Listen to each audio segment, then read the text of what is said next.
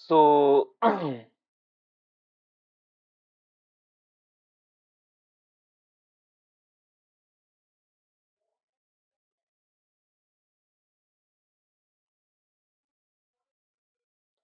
so today we are going to start the most difficult chapter, as many students said, the consolidated financial statement. Like मैं जो ये chapters की series डाल रहा हूँ, ये सारे के सारे जो भी स्टूडेंट्स सीए फाइनल एफआर करना चाहते हैं, CA final FR financial reporting,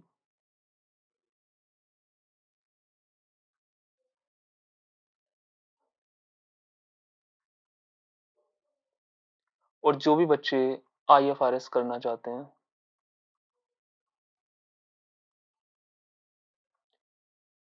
The name of IFRS means International Financial Reporting Standard. International Financial Reporting Standard. अब बात की जाए अगर सीए फाइनल एफआर की और आईएफआरएस की, तो काफी लगता होगा कि लाइक दोनों एक तरीके से कैसे मीन्स लाइक आप एक तरीके से अगर देखा जाए तो इन दोनों का जो सिलेबस है वो 90% तक सेम है. 10% चेंजेस 10% चेंजेस जो है वो कार्विन और कार्व आउट्स हैं. Corvin and carve out. अब ये कार्विन और कार्व आउट का मतलब क्या है एक्चुअली. जो हमारा CA final FR financial reporting जो हमारे इंडियन अकाउंटिंग स्टैंडर्ड्स हैं वो आईएफआरएस को कॉपी करके बनाए गए हैं. मींस आईएफआरएस मींस क्या है, ये फॉरेन अकाउंटिंग स्टैंडर्ड्स हैं, ये इंटरनेशनल फाइनेंशियल रिपोर्टिंग स्टैंडर्ड्स हैं जो कि एज इट इज अडॉप्ट करे हैं हमारे इंडियन अकाउंटिंग स्टैंडर्ड्स के अंदर. कुछ कार्विन एंड कार्व आउट्स का मतलब ये हो गया कुछ हल्के फुल्के चेंजेस करे हैं हमारे इंडियस के अंदर, जो कि लाइक कुछ इंडियस के अंदर चीजें हैं बट आईएफआरएस के अंदर नहीं है, कुछ आईएफआरएस के अंदर चीजें कुछ इंडियस के अंदर नहीं है, तो उन्हीं को कार्विन एंड कार्व आउट्स बोला जाता है. तो वो चीजें हैं, बाकी एज इट इज पूरा सिलेबस सेम है. तो हम जो चैप्टर तो हम लाइक इन लेक्चर्स में क्या कवर करने वाले हैं, मैं सीए फाइनल एफआर का जो भी स्टडी मटेरियल है जो आईसीएआई ने इशू कर रखा है उसके सारे ऑल प्रैक्टिकल क्वेश्चंस कवर करवाऊंगा. All practical questions with concepts,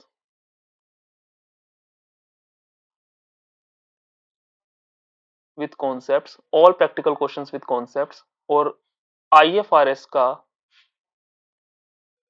IFRS का जो एसीसीए अप्रूव्ड डॉक्यूमेंट है, तो एसीसीए अप्रूव्ड डॉक्यूमेंट है, उसके सारे क्वेश्चंस को मैं कवर कराऊंगा. All questions. और इसके all past exam question cover कराऊंगा. All past examination question. मेरा मेन फोकस जो रहेगा वो आईएफआरएस पर ही रहने वाला है. वैसे सेम दोनों ही है, बस मैं आईसीएआई के स्टडी मटेरियल को भी इसलिए ले रहा हूं ताकि क्वेश्चंस की प्रैक्टिस अच्छे से हो जाए.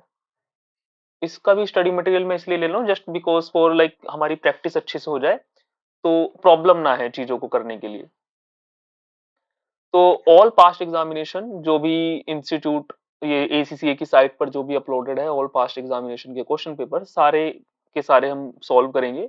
और जो पीडीएफ के अंदर जितने भी हमारे क्वेश्चंस होंगे उसको हम सॉल्व करेंगे. तो एक बारी मैं आपको पीडीएफ दिखा देता हूँ कैसी पीडीएफ है.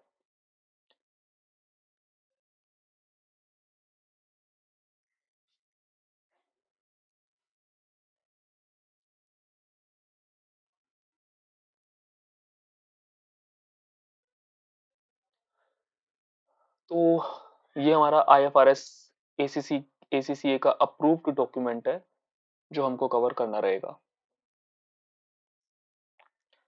तो ये हमारा एक अप्रूव्ड डॉक्यूमेंट है जो हमको करना रहेगा, और इसके अंदर हम क्या क्या चीजें कवर करने वाले हैं।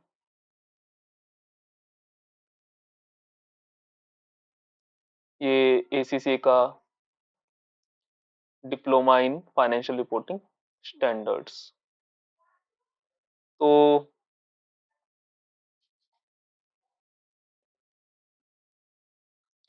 इसके अंदर ये इसका सिलेबस है जो हमको कवर करना पड़ेगा, part A, part B, part C and like last part D. 100 marks का क्वेश्चन पेपर आता है, सो 4 पार्ट है। मोस्ट ऑफ द क्वेश्चंस आपके इस पार्ट से रहेंगे, मोस्ट ऑफ द क्वेश्चन आपके इस पार्ट से रहने वाले हैं, जो आपके IFRS एंड IAS को डिनोट करता है।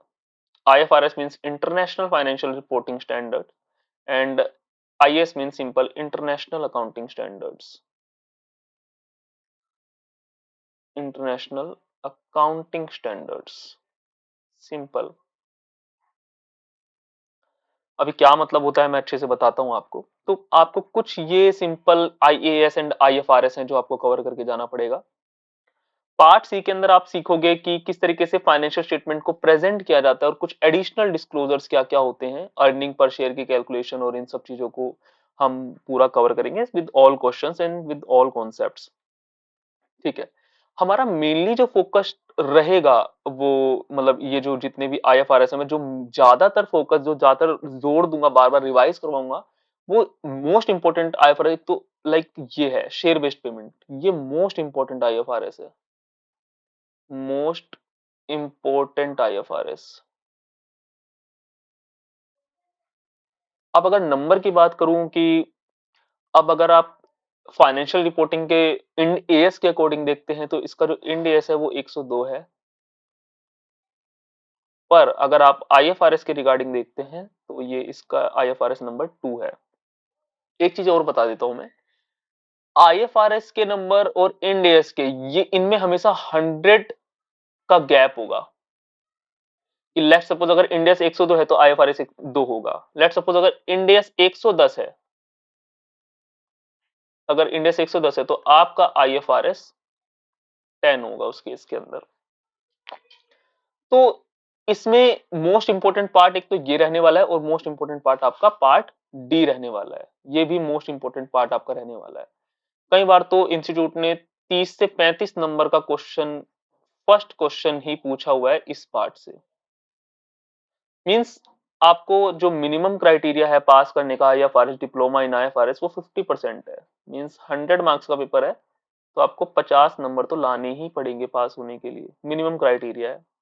तो पार्ट डी एक बहुत इंपॉर्टेंट रोल प्ले करता है आपके IFRS के लिए। तो मैं सबसे पहले इसी को कवर करवाने वाला हूँ। ऐसी कोई प्रॉब्लम नहीं आएगी कि पास्ट क्वेश्चंस, पास्ट इंडेस या IFRS हमारे कवर नहीं है तो आपको ये समझ नहीं आएगा। आपको बहुत इजीली समझ आएगा सारे के सारे, और सारे क्वेश्चंस भी आपके सॉल्व हो जाएंगे। आऊंगा मैं उसके ऊपर भी, ये सारी चीजें भी कवर करेंगे।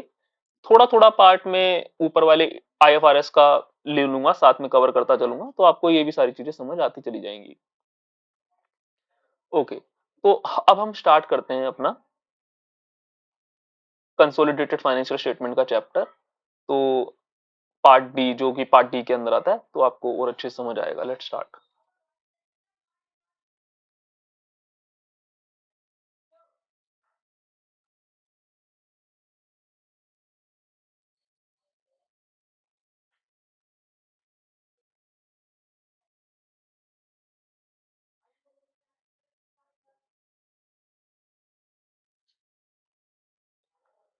ओके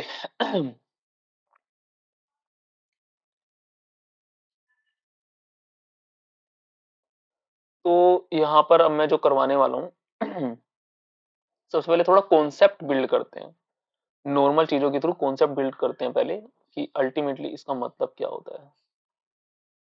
कॉन्सेप्ट्स इसके आपका इंडेस नंबर क्या है 110 एंड आपका IFRS नंबर क्या है 10। चैप्टर का नाम क्या है, consolidated consolidated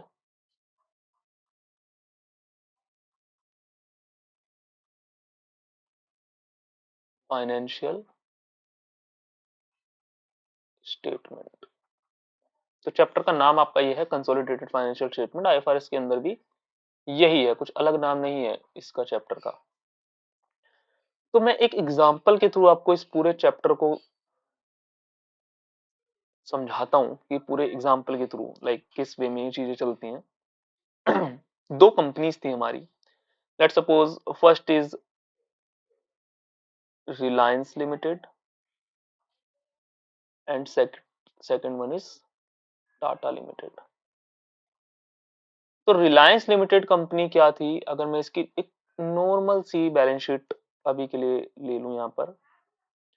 PPE let suppose 80 lakh आपकी। अगर मैं वो लूं इसके अंदर पीपी आपकी 80 लाख है और करंट असेट्स आपकी 50 लाख है। तो इनका अगर आप टोटल करोगे तो what the amount you got like 130 lakh. Here is my current liability. The amount of current liability is 50 lakh. Share capital and other equity. IFRS and end S के अंदर आप रिजर्व्स एंड सरप्लस यूज नहीं कर सकते जो आप CA inter में use करते थे। इधर आपको अदर इक्विटी ही यूज करना पड़ेगा। तो हम ये लगा लेते हैं शेयर कैपिटल जो आपकी है लाइक वो 40 है और ये भी आपकी 40 लाख की है। अब आते हैं balance sheet of Tata limited. अगर इसकी बैलेंस शीट में अगर देखूं, नॉर्मल बैलेंस शीट बना लेते हैं फटाफट। PPE 70 lakh, current asset is 60 lakh. तो टोटल अगर मैं करूं और इधर नॉर्मल करंट लाइबिलिटी दिखा देते हैं दैट इज 70 एंड 60 कितना हो जाएगा, तो 130 लाख ही हो जाएगा ये। करंट लाइबिलिटी आप वही 50 लाख ही दिखा दीजिए और शेयर कैपिटल आप दिखा दीजिए 60 एंड अदर इक्विटी आप दिखा सकते हैं 60 20। ठीक है, सो this is my simple balance sheet. अब क्या होता है, रिलायंस लिमिटेड बोलता है कि मुझे टाटा लिमिटेड को करना है परचेज, मुझे इसके बिजनेस को परचेज करना है। मैं अपनी मोनोपोली चाहता हूं मार्केट के अंदर, मैं नहीं चाहता कोई अदर कंपनी मेरे बिजनेस के आड़े आए। तो रिलायंस लिमिटेड क्या बोलता है कि भाई मुझे इसको परचेज करना है, इस कंपनी को परचेज करना है। तो परचेज मीन्स क्या, मतलब आप क्या समझते हो किसी कंपनी को परचेज करना? कभी भी कोई कंपनी किसी कंपनी को परचेज करती है उसका मतलब ये होता है कि उस कंपनी ने सामने वाली कंपनी की असेट्स एंड लाइबिलिटी को परचेज करा है। क्या परचेज करा है? असेट्स एंड लाइबिलिटीज को, उसका बिजनेस परचेज कर लिया, मतलब उसकी असेट्स एंड लाइबिलिटी को परचेज कर लिया। अब क्या होता है, लेट्स सपोज रिलायंस लिमिटेड बोलता है कि भाई हम आपको 100 लाख का कंसिडरेशन दे रहे हैं, हम आपको 100 लाख का कंसिडरेशन दे रहे हैं, आप ये कंसिडरेशन पकड़िए और आज से आपका बिजनेस हमारा, हमें नहीं पता, हम आपको 100 लाख रुपीज दे दे रहे हैं। तो लाइक सबसे पहले कंसोलिडेटेड फाइनेंशियल स्टेटमेंट से भी पहले आपको जो एक इंडेस या आईएफआरएस पढ़ना पड़ेगा वो होता है आपका Ind AS number 103 and IFRS number 3। That is क्या डिफाइन करता है ये? बिजनेस कॉम्बिनेशन को। कॉन्सेप्ट थोड़ा मैं इसका बिजनेस कॉम्बिनेशन का भी समझा रहा हूं बट आप इजीली समझ जाओगे, कोई दिक्कत वाली बात नहीं है। At the time of purchase, अब आप ये बोलोगे कि ये कंसोलिडेशन का इंडेस कब या आईएफआरएस कब लगेगा और बिजनेस कॉम्बिनेशन का कब लगेगा? तो at the time of purchase, at the time of purchase आपको बिजनेस कॉम्बिनेशन का जो इंड एस है, दैट इज इंड एस 103 और आईएफआरएस 3, इसके प्रोविजन को यूज करना है कि क्या इंड एस के अंदर लिखा हुआ है, किस तरीके से अकाउंटिंग करनी है at the time of purchase. But at the time of closing of financial statement,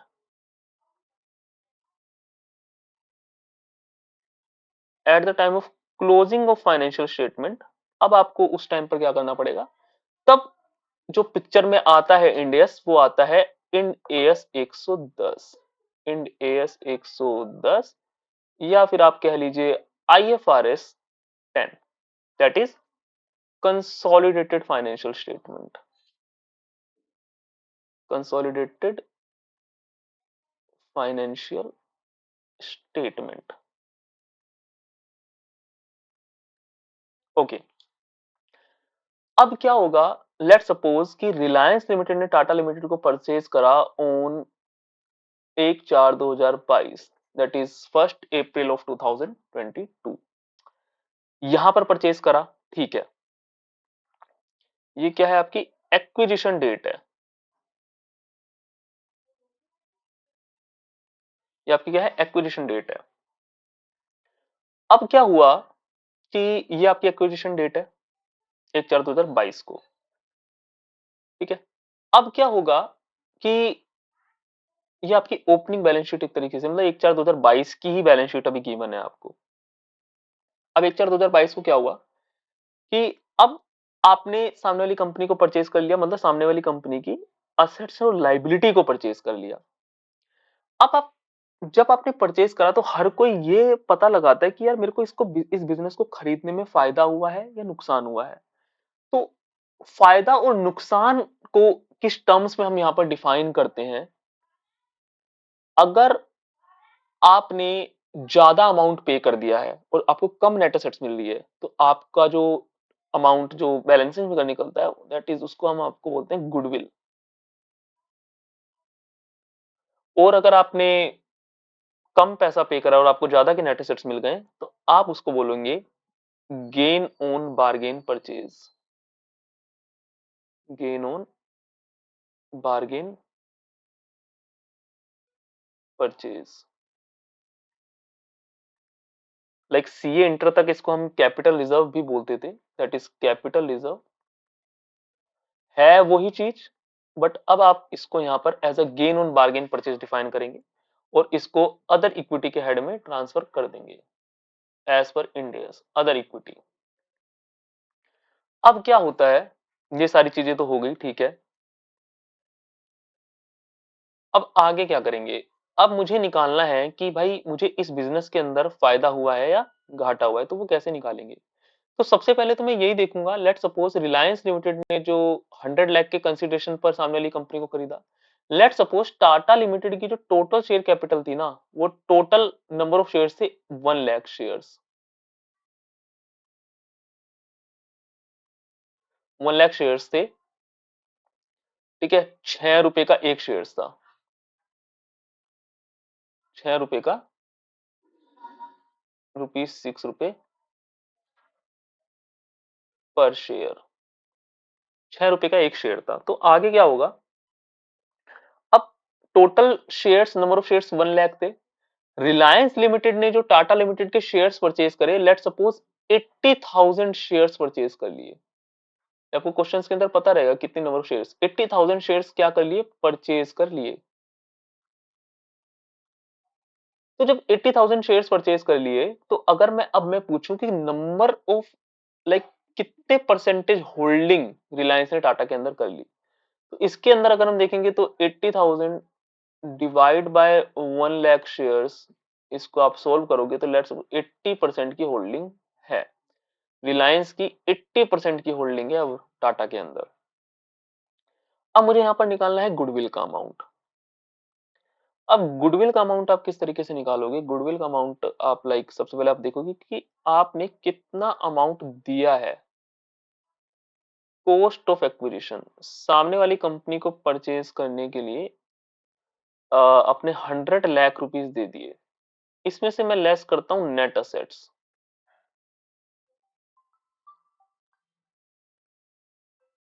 अब एक नेट असेट्स का भी कॉन्सेप्ट निकल के आता है कि व्हाट इज नेट असेट्स। तो नेट असेट्स को निकालने के ना दो तरीके हो सकते हैं कि किस तरीके से आप नेट असेट्स किसी के उसको निकाल सकते हैं। Wait for a minute. Net assets को निकालने के भी दो तरीके हो सकते हैं। या तो मैं total assets minus current liability कर दूं, मतलब अगर मैं इन दोनों को जोड़कर इस करंट लायबिलिटी को घटा दूं तो मेरी क्या निकल के आ जाती है, नेट असेट्स। एक तरीका तो ये हो सकता है। अब अगर मैं इसके अकॉर्डिंग में निकालता हूं तो 70 प्लस 60 टोटल एसेट्स मेरी कितनी है, 130 लाख, माइनस करंट लायबिलिटी मेरी 50 लाख, तो मेरा आंसर अल्टीमेटली क्या निकल के आएगा, 80 लाख। दूसरा तरीका क्या हो सकता है, ये तो पहला तरीका हो गया। अब दूसरा तरीका ये हो सकता है कि इसको टोटल का इसको घटाने के की बजाय मैं क्या कर सकता हूं, इन दोनों का अगर मैं सिंपली ऐड कर दूं, मतलब शेयर कैपिटल और आपका अदर इक्विटी का पार्ट, इन दोनों को अगर हम जोड़ देते हैं तो नेट एसेट्स का ही पार्ट बनता है। तो शेयर कैपिटल में अगर मैं जोड़ दूं अदर इक्विटी का पार्ट, तो आपकी वो क्या बन जाती है, वो आपकी नेट असेट्स ही बन जाती है। तो यहां पर नेट असेट्स आपकी कितनी बन गई है, 60 प्लस 20 दैट इज 80 लाख। तो इससे आप क्या समझ पाए, मैंने 100 लाख रुपीस दिए, बदले में मुझे उस कंपनी की कितनी नेट असेट्स मिली, सिर्फ 80 लाख की नेट असेट्स मिली है। दैट इज मैंने फालतू पैसा पे करा है 20 लाख का, एंड दैट अमाउंट 20 लाख का जो मैंने फालतू पे करा है वो गुडविल है। मीन्स आपने गुडविल का अमाउंट पे करा है उस टाइम पर, 20 lakh rupees. So this is the simple concept of goodwill. तो आपने इसमें दो चीजें सीख ली कि परसेंटेज ऑफ होल्डिंग आप किस तरीके से निकालोगे। अब टोटल वैसे तो 100% होती है किसी भी कंपनी के अंदर, अगर 80% होल्डिंग रिलायंस लिमिटेड ने कर रखी है तो आपके दिमाग में ये आएगा कि what about the holding of 20%, ये 20% किसका है। तो 20% जाहिर सी बात है, बहुत सारे छोटे छोटे शेयर होल्डर्स भी होते हैं किसी कंपनी के अंदर, मैंने भी शेयर होल्डिंग कर रखी है या जैसे आपने भी कर रखी है। तो वो 20% वो छोटे छोटे शेयर होल्डर्स होते हैं जिन्होंने कुछ ना कुछ शेयर्स परचेज कर रखे होते हैं, और इनको हम बोलते हैं एनसीआई। कंसोलिडेशन के अंदर एनसीआई मींस होता है आपका non controlling interest. Non controlling interest. तो गुडविल आपने बहुत इजीली वे में निकाल ली। तो चलो इतने छोटे से कॉन्सेप्ट के बेस पर ही हम आईएफआरएस के कुछ क्वेश्चंस को कवर करते हैं। ये गुडविल का कॉन्सेप्ट था आपका, इतने छोटे से कॉन्सेप्ट के बेस पे आप गुडविल लाइक आप आईएफआरएस के क्वेश्चंस सॉल्व कर सकते हैं। तो let's start.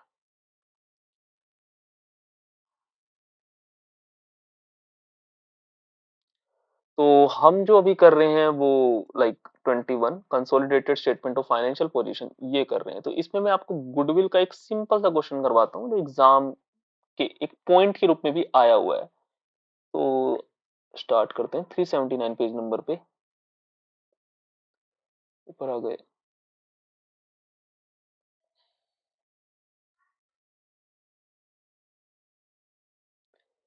So this is our consolidated financial position. अभी मैं बिल्कुल बिगिनिंग से पढ़ाऊंगा इसको, डोंट वरी। अभी जस्ट मैं कॉन्सेप्ट बिल्डअप कर रहा हूँ, उसके बाद मैं बिल्कुल बिगिनिंग से लेते हुए चलूंगा क्वेश्चंस को और आपको हर चीज समझाऊंगा इस चीज के अंदर। गुड्स इन ट्रांजिट एनसीआई क्या होता है अभी मैंने बहुत ब्रीफ वे में बता दिया है, बाकी मैं इसको बहुत अच्छे से कवर कराऊंगा। अभी मैं सिर्फ गुडविल के कॉन्सेप्ट की वजह से, तो गुडविल अराइजिंग ऑन कंसोलिडेशन, तो इसके ऊपर अभी मैं आपको एक क्वेश्चन करवा देता हूँ,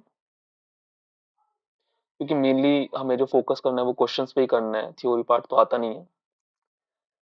तो अब देखिए लाइक इस ये हमारा है कि इसमें मुझे क्या निकालना है। इसमें अभी सिर्फ गुडविल अगर मैं आपसे पूछूं क्या होगी, तो आप कैसे बताएंगे। देखिए दो है, सिंग कंपनी एंड विंग कंपनी।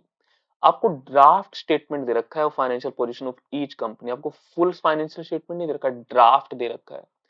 अब देखिए, सिंह कंपनी ने यहां पर साफ साफ लिखा है, क्या लिखा है कि भैया सिंह कंपनी है, उसने एक्वायर्ड कर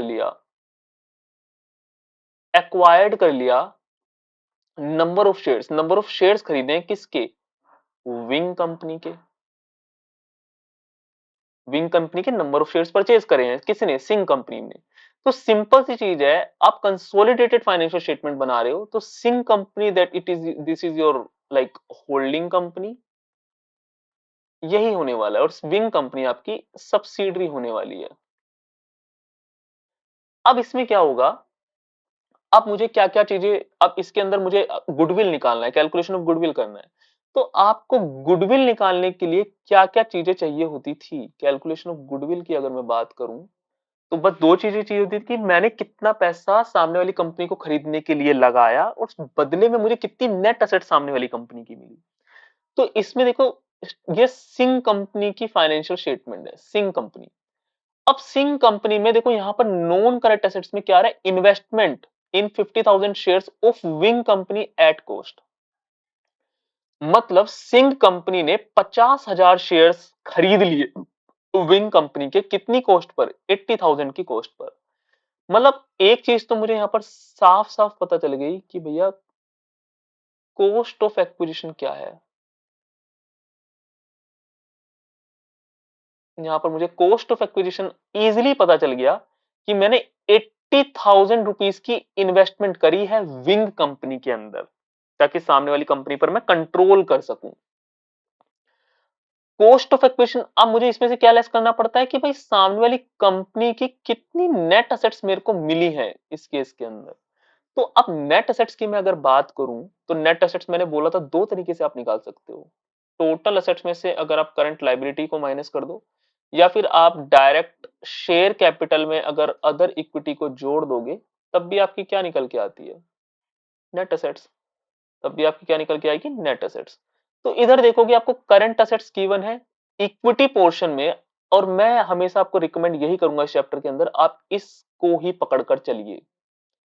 total assets minus current liability को पकड़कर मत चलिए, क्यों, उसका रीजन अभी आपको पता चल जाएगा जब मैं आगे बड़े बड़े क्वेश्चंस कराऊंगा। उसके बाद आपको चीजें पता चल जाएंगी कि हाँ, इस बेसिस पर आप, तरीका है निकालने का, बट कैलकुलेट नहीं कर पाओगे क्योंकि आपको बैलेंसेस ही पता नहीं होंगे। तो share capital plus other equity, तो देखिए इक्विटी में आपको ये शेयर कैपिटल है, रिटेन्ड अर्निंग आपका अदर इक्विटी का पार्ट होता है, तो ये दोनों आपको पता है। तो दैट मींस 50 प्लस 10,000 आपको नेट एसेट्स विंग कंपनी की चाहिए थी, आपको विंग कंपनी की नेट एसेट्स पता चल गई है। तो 50 प्लस 10,000, 50,000 प्लस में 10,000 मींस 60,000 की नेट एसेट्स आपने एक्वायर कर ली। तो अब अगर मैं आपसे पूछूं, 20,000 का डिफरेंस आ रहा है, मतलब आपने 80,000 रुपीज दे दिए और बदले में आपको सिर्फ 60,000 की नेट एसेट्स मिली, मींस 20,000 की आपकी क्या निकल के आ गई, आपकी गुडविल निकल के आ गई। 20,000 it's your goodwill, the amount of goodwill. अब क्या, अगर मैं इसी क्वेश्चन, चलो ये तो सिर्फ मैंने गुडविल का पूछा था, अब मैं अगर आपसे सिर्फ ये पूछूं कि शेयर होल्डिंग कितनी है सिंह कंपनी की विंग कंपनी में, परसेंटेज ऑफ शेयर होल्डिंग क्या होगी, अगर मैं सिर्फ इतना पूछूं। तो 50,000 शेयर्स एक्वायर करें विंग कंपनी के, और विंग कंपनी के पास शेयर्स नंबर ऑफ शेयर्स थे भी कितने, 50,000 ही थे। तो अगर मैं परसेंटेज ऑफ होल्डिंग निकालूंगा तो 50,000 शेयर्स एक्वायर करे हैं, टोटल नंबर ऑफ शेयर 50,000 ही थे, मल्टीप्लाई बाय 100 करूंगा तो साफ साफ निकल जाएगा 100% होल्डिंग है। मतलब सिंह कंपनी ने जितने भी शेयर है विंग कंपनी के, वो सारे के सारे क्या कर लिए हैं, परचेज कर लिए हैं। तो ये एक सिंपल सा था, वैसे इसमें कंसोलिडेटेड फाइनेंशियल स्टेटमेंट पूरी बनाकर दिखानी है, पर अभी मैंने सिर्फ आपको गुडविल का कॉन्सेप्ट बताया है।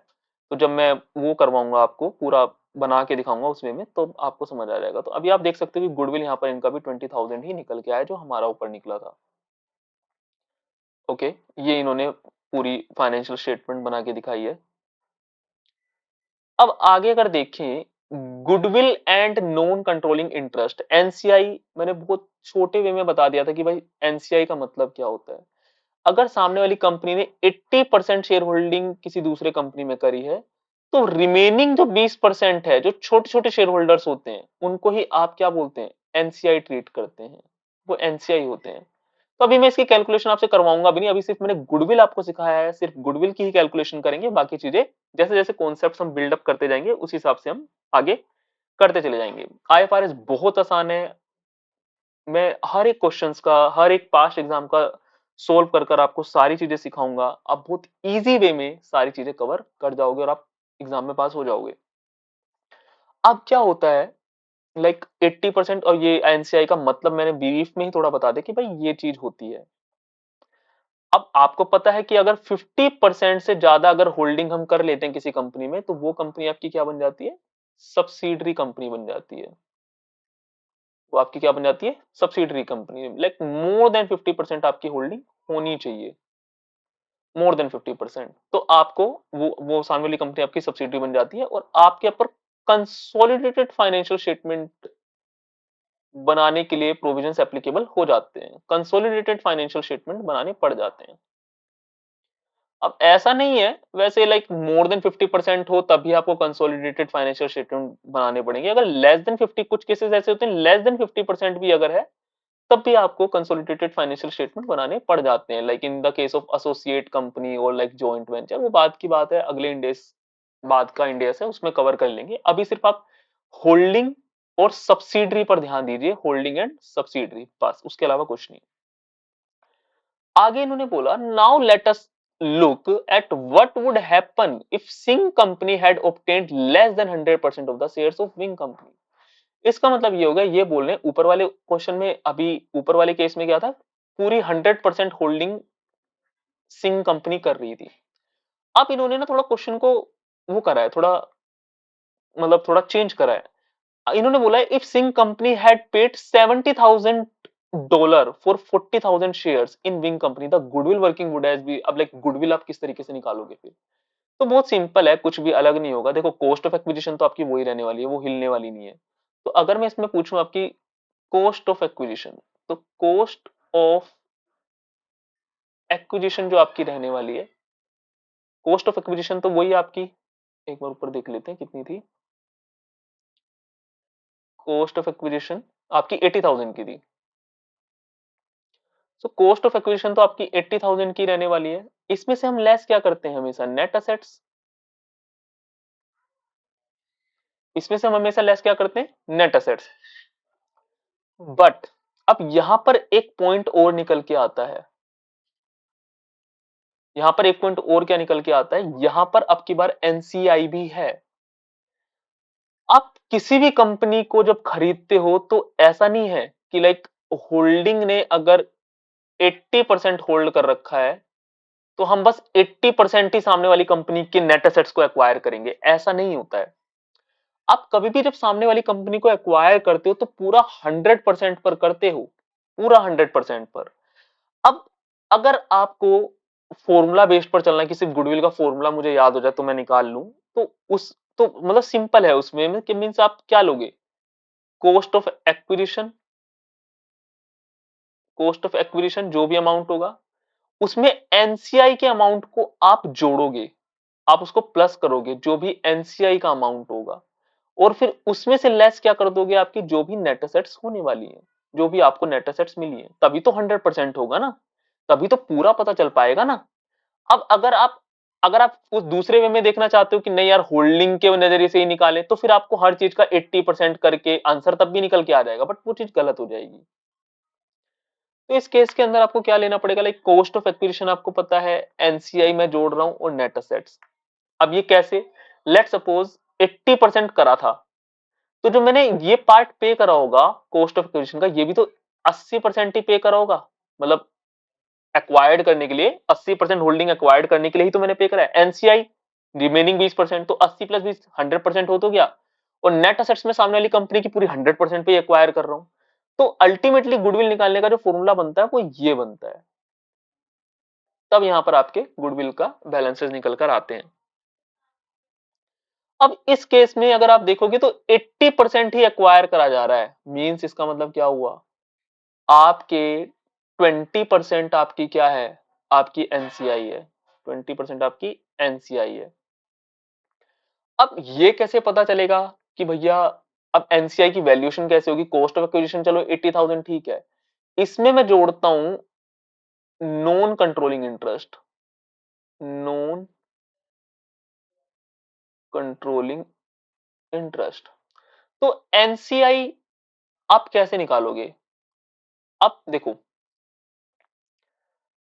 कंपनी की total share capital plus other equity company की क्या होती है? Net assets. अब इस नेट असेट्स के अंदर ही तो हिस्सा होता है किनका? अगर मान लो सिंह कंपनी ने 80%, तो मतलब इस नेट असेट्स में सिंह कंपनी 80% है और जो अदर शेयर होल्डर है वो 20% पे है। तो नॉन कंट्रोलिंग इंटरेस्ट का मतलब ये हो गया भाई, सिंपल फॉर्मूला ये बना कि नेट असेट्स का अगर मैं 20% कर दूं तो मेरा एनसीआई की वैल्यू निकल के आ जाएगी, सिंपल। तो नेट एसेट्स इस केस के अंदर कितनी निकली है? नेट एसेट्स अगर मैं देखूं इस केस के अंदर कितनी निकली है, अब आपने ऊपर निकाली थी 50 प्लस 10,000, 60,000 निकली थी। मतलब 60,000 का मैं कितना परसेंटेज मल्टीप्लाई करूं? अब यहां पर 70,000 40,000 शेयर्स खरीदे थे, अब मुझे यहां पर पहले परसेंटेज ऑफ शेयर होल्डिंग भी निकालनी पड़ेगी। तो 40,000 shares, number of shares total ऊपर कितने थे? 50,000, मल्टीप्लाई बाय 100 करूंगा तो आपको यहां पर निकल के आ जाएगा। तो 40,000 divide by 50,000 multiply by 100 means 80%। 80% के लिए मैंने 80,000 रुपीज दे दिए एनसीआई। अब मतलब रिमेनिंग 20% आपका क्या है? एनसीआई। चलो ठीक है, बट 20% मैं करूं किसका? तो नेट एसेट्स का आपको 20% करना पड़ेगा। अब नेट एसेट्स आपकी कितनी थी? 60,000। तो सिंपल है, आपको 60,000 का नॉर्मल 20% यहां पर मल्टीप्लाई करना पड़ेगा। That is 60,000 multiply by 20%, that is 12,000। और फिर इसमें से आप लेस क्या करते हो? अपनी नेट असेट्स को। तो आपकी नेट असेट्स आपको पता ही है कितनी है? 60,000 की है। आप इसको लेस करते हो। अब आप देखोगे कि भाई 80,000 तो मैंने पे करे सामने वाली कंपनी को एक्वायर करने के लिए, पूरा 100% कंसोलिडेट करना पड़ता है, तो भाई एनसीआई के भी बैलेंस को जोड़ो 12,000। अब 92,000 92,000 रुपीज मेरा टोटल कंसिडरेशन का अमाउंट बन के आ रहा है। 92,000 उसमें से नेट एसेट से मेरे को मिली है कितने की? 60,000 की। तो मतलब सॉरी सॉरी कॉस्ट, ओ सॉरी सॉरी, एक मिस्टेक कर दी। कॉस्ट ऑफ एक्विजिशन यहाँ पर इन्होंने गिवन है 70,000 ना कि 80,000, sorry sorry, this is your 70,000। तो कॉस्ट ऑफ एक्विजिशन 70,000 है, प्लस 12,000 माइनस 60,000, आपका जो अमाउंट आएगा वो आएगा 22,000 का। ये आपकी गुडविल है, दैट इज योर गुडविल। तो ये गुडविल का कॉन्सेप्ट था। होप सो आपको थोड़ा समझ आया हो। आई थिंक मैं थोड़ा फास्ट चला हूँ इस चीज के अंदर। बाकी लाइक अगर मैं आईएफआरएस आपको पढ़ा रहा हूँ और आई थिंक इस वे में आपको समझ आ जाना चाहिए नॉर्मल किस वे में क्या चीजें चल रही हैं। तो ये हमारा सिंपल एक गुडविल का कॉन्सेप्ट था। तो अगर मैं अब आपको इसको थोड़ा ब्रीफ करके बताऊं कि किस तरीके से आप गुडविल निकालोगे,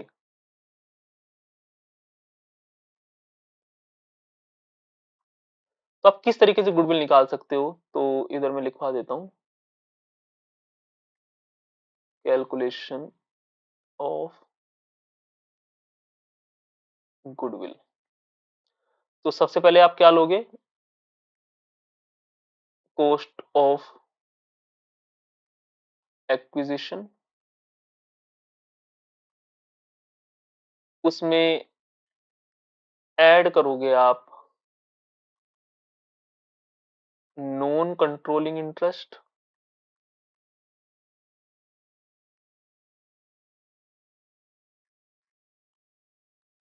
और उसमें से फिर लेस कर दोगे आप आपकी नेट असेट्स।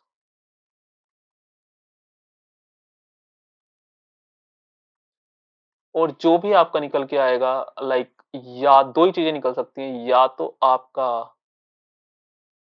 गुडविल निकलेगा या फिर आपका निकलेगा गेन ऑन बार्गेन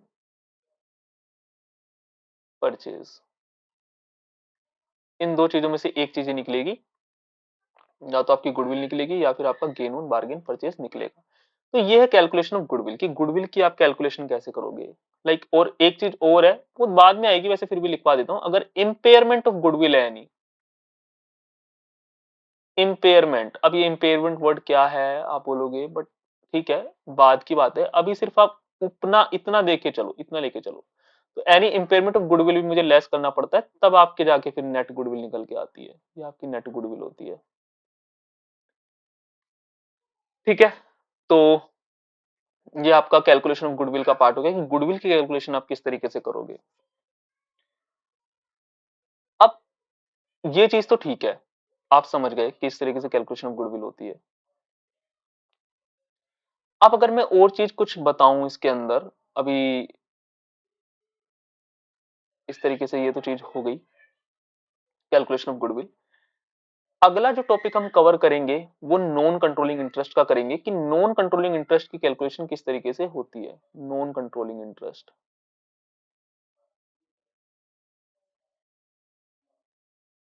तो मैं बता देता हूँ, थोड़ा सा ब्रीफ कर देता हूँ कि देखो नॉन कंट्रोलिंग इंटरेस्ट की जो वैल्यूएशन होती है वो दो मेथड्स पे होती है। एक होता है आपका fair value method,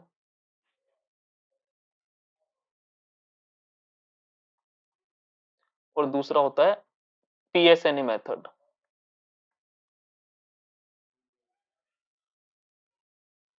PSNA means proportionate,